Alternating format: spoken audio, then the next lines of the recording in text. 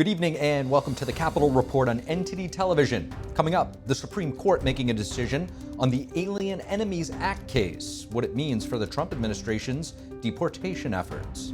House Republicans hitting a setback in passing President Trump's massive tax and immigration package, or what he's calling the Big Beautiful Bill. Fiscal hawks want deeper cuts to Medicaid, threatening to derail Republicans' Memorial Day deadline. From welcoming ceremonies to billions of dollars in business deals, President Trump wrapping up a high-stakes visit to the Middle East. We'll recap some of the most notable moments with Epoch Times senior White House correspondent Imela Khan, who was on the trip.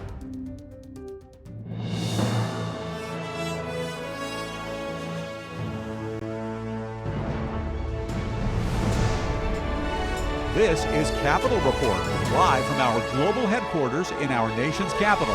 Here's Steve Lance.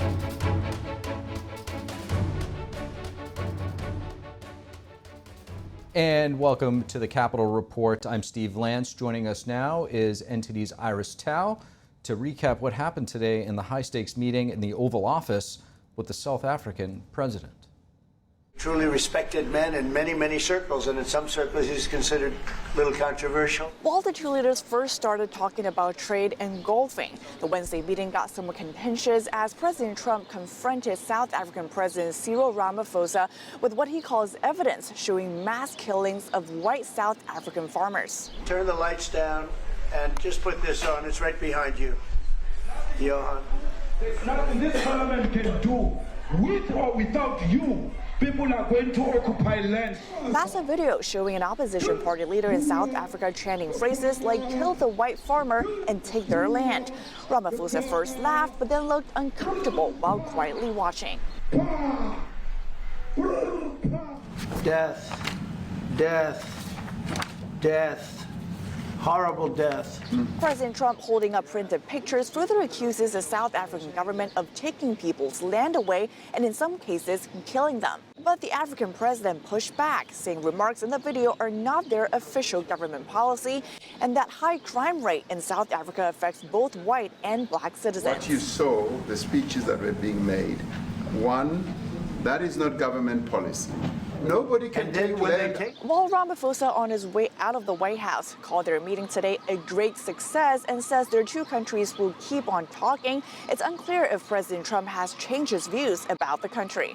U.S.-South Africa relations have been deteriorating in recent years as Washington accuses the country of siding with U.S. adversaries like China and Iran. Trump, right after taking office, suspended all U.S. foreign aid to South Africa, citing violence and racist policies. And last week, around 60 white South Africans arrived in the U.S. as the first group granted asylum under President Trump's resettlement program. White South Africans are fleeing because of the violence and racist laws. And President Trump during the meeting says he's raising such issues to save lives, though he hasn't made up his mind yet about whether there is a genocide happening in South Africa.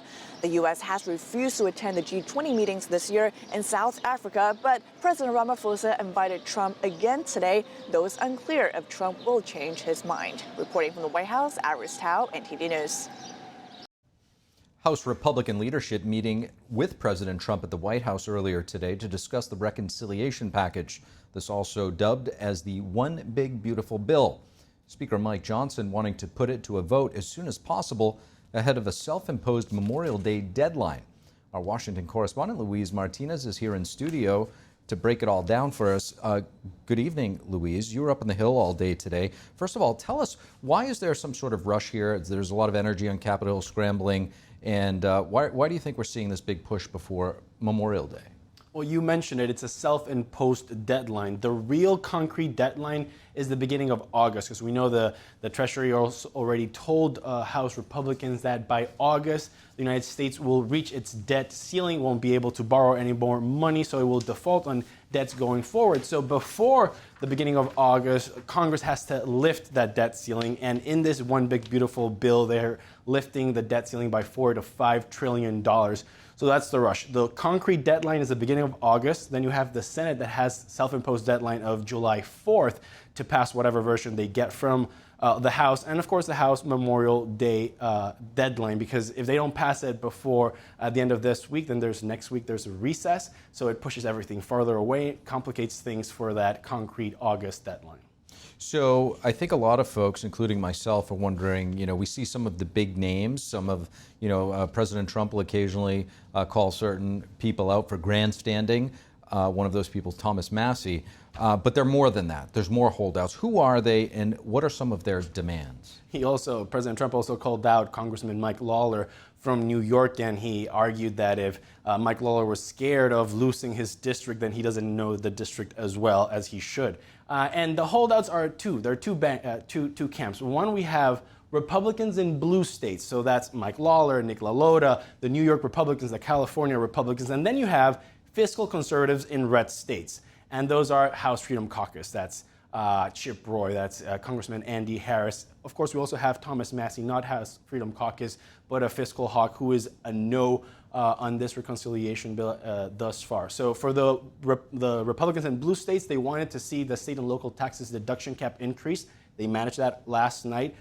Negotiation with the Speaker of the House, Mike Johnson, from $10,000 to $40,000. Now, House Freedom Caucus, they want to see larger spending cuts to Medicaid, in particular, ridding more waste, fraud, and abuse in people who are receiving benefits that, according to House Freedom Caucus, shouldn't be receiving it. And of course, this is a very delicate topic for all House Republicans, because cutting Medicaid is not going to be popular when it comes to the 2026 midterm elections. I have to say, it seems like a rather unique situation. Typically, when we see these type of battles playing out on the Hill, it's usually only one faction or one group. But here you have the moderate Republicans and sort of the more conservative, fiscal hawks, like you said, in the Freedom Caucus. It seems like it's going to be an uphill battle to get both sides together to agree on something. So what comes next? And those two camps are pushing in opposite directions. And in the middle, you have Speaker of the House Mike Johnson trying to keep a House Republican conference united. Right now, that bill is in the Rules Committee. It's been there since 1 a.m. in the morning. We're expecting to see in the coming hour manager amendments. So Speaker of the House Mike Johnson will most likely put forth some amendments that came from that meeting in the White House with President Trump and HFC Chairman Andy Harris. And hopefully those amendments will incentivize the Rules Committee to vote, pass it, and then punt it to a vote on the House floor today or early tomorrow morning. So we potentially could see a full House vote tonight. Correct. Of course, we'll see if lawmakers will be happy to be forced to vote on a bill that they haven't been able to read. But that is the plan that, as of an hour ago, Majority Leader Steve Scalise had laid out to reporters. Fascinating. We'll be keeping a very close eye on it. Luis Martinez, thank you so much. Of course. And a judge ruling that some deportations to South Sudan were illegal. The Trump administration pointing to the fact that the illegal immigrants were convicted of violent crimes, while also highlighting that the ruling was made by a district judge. NTD's international correspondent Arian Pazdar has the story. It is absolutely absurd for a district judge to try to dictate the foreign policy and national security of the United States of America. A deportation flight to South Sudan is in the spotlight on Wednesday. During a hearing on Wednesday afternoon, District Judge Brian Murphy from Boston said that the flight violated a previous court ruling of his. Murphy had prohibited the deportation of immigrants to third countries without giving them the opportunity to contest their removal. Before the hearing, Homeland Security spokeswoman Tricia McLaughlin said this when asked about the legality of the deportation flight. We are following due process under the U.S. Constitution. These individuals have been given, and their lawyers have been given, plenty of prior notice. On Tuesday night, after the flight left for South Sudan, Judge Murphy had already ruled that authorities can't let the immigrants leave the custody of U.S. immigration authorities.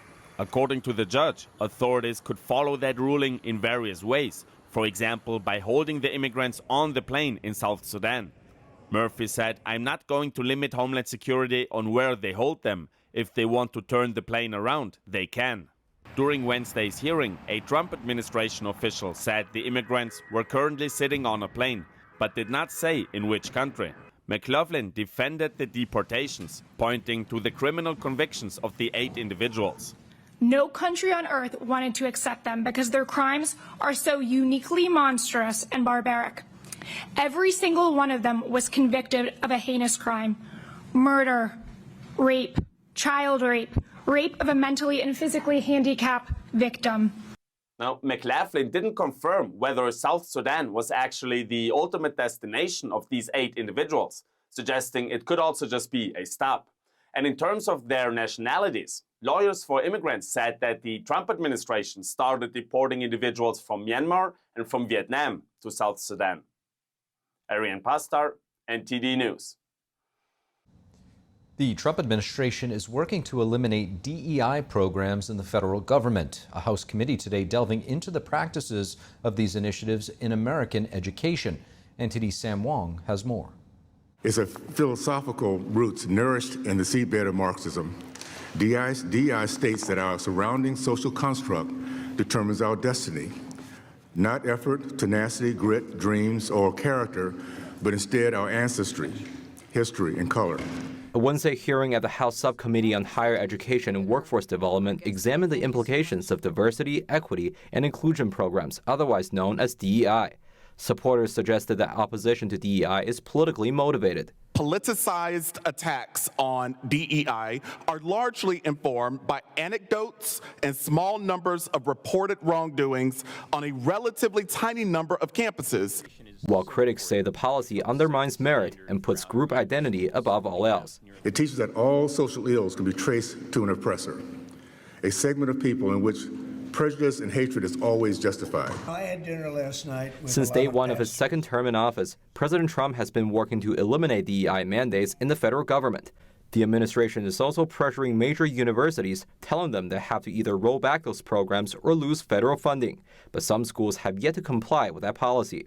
Unfortunately, many universities have continued to engage in illegal race-based discrimination, defying both the nation's highest court and the president. An April 16th report from Parents Defending Education noted that 245 universities still have institution-wide DEI offices or programming, and that 180 colleges or schools within universities do as well.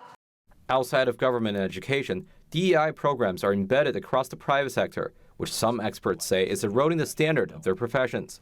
Medical schools now emphasize political ideology with less time dedicated to anatomy and physiology. Accreditation bodies impose DEI requirements that promote unlawful discrimination in admissions and hiring. State licensure boards are mandating implicit bias training based on tools with no proven validity. Earlier this week, the Justice Department announced a new initiative targeting DEI efforts on university campuses. Officials said federally funded institutions that violate the rule could be subject to fines and even criminal prosecution. Sam Wong, NTD News, Washington, D.C. Coming up, should the United States pressure South Africa to take stronger action against murderers of white farmers? And how might dictators like Xi Jinping be viewing the meeting in the Oval Office today between President Trump and the South African leader? We'll discuss with our panel, Jason Palmer and Gerard Sessler, after the break.